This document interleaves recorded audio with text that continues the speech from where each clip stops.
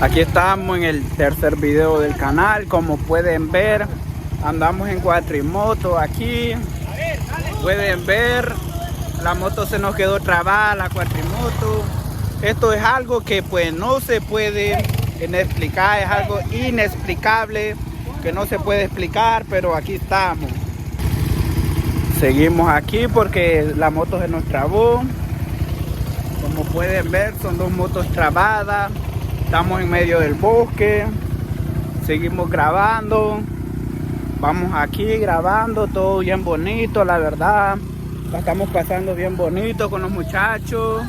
Ahí están.